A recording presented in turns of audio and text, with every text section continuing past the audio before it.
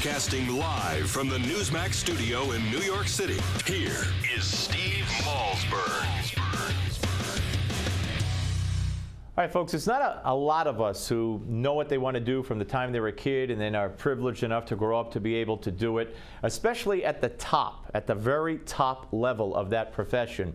And the gentleman sitting right here at a very young age took a liking to flying, got a flying lesson at 12, became fascinated with it, joined the Marines, and then became the man who flew President George H.W. Bush, President Bill Clinton, President George W. Bush, and Barack Obama until 2011, I believe, on Marine One in the helicopter. And let's say a big welcome to Colonel Ray Frenchy LaRue. Hello, sir. Hello, good to be here. And the author of a fascinating new book that tells the whole story inside Marine One, 4 U.S. presidents, 1 proud Marine, and the world's most amazing helicopter. And what a story. And I'm so glad you're here in person to be able to meet you.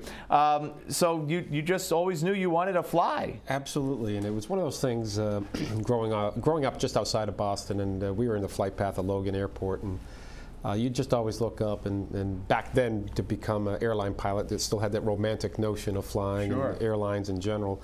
I don't think that holds true to today, but knew that was the path that I wanted to go down, and even enrolled at university in a very aviation-specific major, and it became apparent very quickly that to do it on my own without the resources was going to be a pretty tough challenge.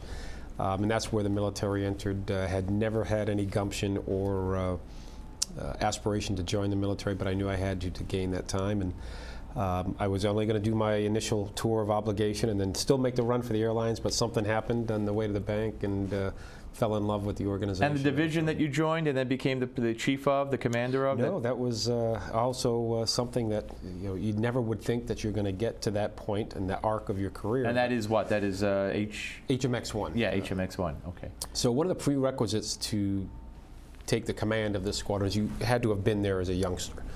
So after my first fleet tour in California, I applied for and was selected to be a pilot in HMX-1. And just that alone is an accomplishment in a helicopter guy's resume. But my timing was impeccable in that when I entered the squadron as a youngster, I straddled the Bush 41 and Clinton administrations, and when I left that tour after 4 years as a major, you're like, wow, that was the coolest thing I've ever done. I'll never do anything cooler than that, and you were happy to have had that experience. That's what you thought, yeah. Yeah, and then of course my career kept progressing.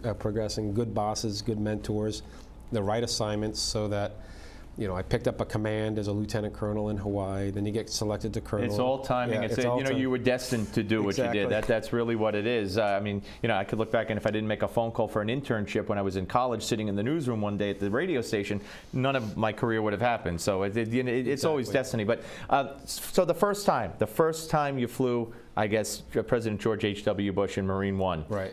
Talk about that. Well, it's that pinnacle, because you train, and when you get to that squadron, there's just so much you have to learn before you enter the mission, as they say. And you're looking at all the pilots that are ahead of you, and it's almost like a freshman, sophomore, junior, senior kind of framework, 4 years. But when you finally go you're waiting and waiting. Exactly, you get through the qualifications, and you get your first lift, they call it. And it was with my former commanding officer, and I would end up taking his job 15 years later. But on the White House lawn, you wait for that moment, and you're that close to the White House. The president's going to come up the steps right next to you. And the funny little thing that every pilot that has had that experience, you know what you're going to do, because you get the media out to your left.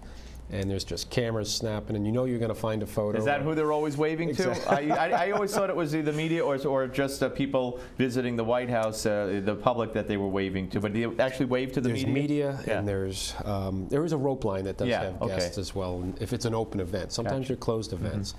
But you're going to get that photo, and it doesn't matter actually that the president's walking up the steps. Right. You're looking at that camera because you don't want to spoil it. Right. But just making that right hook the first time coming off the Potomac River, Washington Monument's on your right, I mean, right on your right, and you get a short final right into the backyard of the White House, and that never gets old, even the last time I did it as a commander 15 years So later. where'd you fly George H.W. Bush to the first time? Where, was it picking him up at the White House and taking him somewhere? It was picking him up from Andrews Air Force Base and bringing him back to the White House, and then we've done a couple other trips with him to Camp David, which is a longer flight, but that was the first time, and you never forget it. I'm sure. All right, so I mean, all the different presidents. I mean, which one? I don't know how far you want to go, but which one sticks out in your mind as being the most personable? The one you enjoyed not only the honor, but the process, the job the most with. The one I forged a relationship with President Bush 43, in that I was his last helicopter pilot while he was in the White House, and it was my first president as the commander of that squadron. So by billet, your job description is president's helicopter pilot. Right. And we became accidental mountain bike buddies, so you end up forging this outside of the job relationship. And he just had a procedure on his knee yesterday. He did. But just before that, he had just done the 100K Warrior run or He's bike great ride. with that, Hell of an athlete, and he is competitive, and he will dog you if you're riding a bike with him. But that is the relationship that I ended up forming with him. So you end up having different conversations outside of what you would normally consider. You know, if it was just his helicopter pilot, the congeniality of that, you know, get on the aircraft, hey, how you doing, blah, blah, blah. Is there a lot of time for talking while the flight is going on? And usually the flights are pretty short. Pretty short in a helicopter. Yeah. The longest we would do is about 40 minutes, and then Camp David was about a 45-minute flight as well.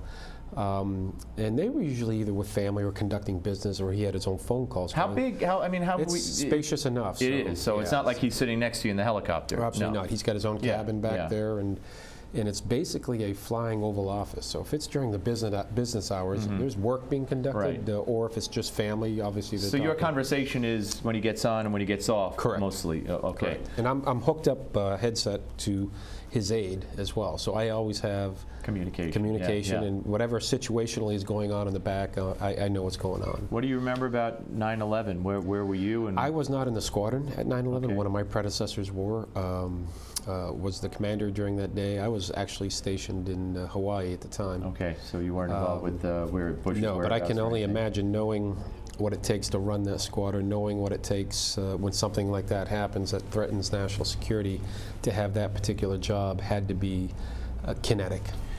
Everybody's, I would imagine. I mean, I am. I'm a political animal. I guess you separate it pretty well. So you've had Democrats and Republicans in that you worked for, served in that capacity. You know, so do you ever think, at the height of controversy, do you ever think anything as the guy's walking into the craft? No? No, only in that if there was a particularly trying event or I mean, you don't live under a mushroom. You hear the news. And all right, so the Lewinsky affair, you were flying him around during that time? I had already left the squadron by the time that happened. Right. But you can tell when they have a tough day. Sure. And you, again, you remain apolitical in the job. You're providing a service, but it does not mean that you can't read it on their faces, or you just know that they're just looking for some downtime. Who's the least personable of the four? They were all actually personable, and the experiences that I had with all four. I think Bush 41 and Bush 43 more so because they went to Camp David a lot, and because we would stay at Camp David as guests of the president, because they have to keep the pilots up there. You do things with them. Right. Well, you also the Pope. And the Pope. Yeah. You flew the Pope. You went on an excursion with the Pope in Denver. Yeah. So, but it's the Clintons, and don't know too much about the Obamas, but from what I hear, they don't use the retreat all that much, whereas the Bushes used it, you know, almost every weekend if they weren't at one of their homes. Right. And when you talk about you know, the Obamas, when Barack Obama, there was a controversy that I recall, the saluting controversy. I think one of the first times he got on, was it Marine One? Yeah, and actually that was with Clinton. It was with Clinton? Right, okay. And I had mentioned to the military aide. Was that he didn't salute? He didn't know to, I don't think. That was back, why in my mind it was Obama, but okay, good. You know better than me. Obama was crisp, and somebody must have told him, yeah. But, you know, and I remember that day, or that entire week period, where the Clintons were just getting hammered. And as a commander-in-chief, you're supposed to, you would have hoped that the staff or somebody, I don't pretend to know what went on behind the scenes, but my sense is that he didn't know. And once that was pointed out to him, then he knew. So the flack that he was taking, though, I don't know if it was that deserved. Right. Very quickly, this veterans scandal, this whole, I mean, that's got to hit you hard. We have less than a minute, but it does. because you've known all these presidents, it's got to make it all the more. It is, but it's such a large system with such a large demand, and my sense is that the requirements of this and the resources of this, and you got to make that work and let them fix it. How about a card where a veteran could go to any hospital they want to go to? Gerald Mullen, the Schindler's List producer who works with Dinesh D'Souza, suggested that to me, and I think it's a great idea. I think it's got merit as well, and they'll probably matriculate to something like that just to get out of this particular mess. A pleasure and an honor. Thank you very much for coming up. Inside Marine One, Colonel Ray Frenchy LaRue, ladies and gentlemen, right here. Man, would I love to fly in that. If you ever have any spare time, let me know. On the Steve Malzberg Show on Newsmax Television.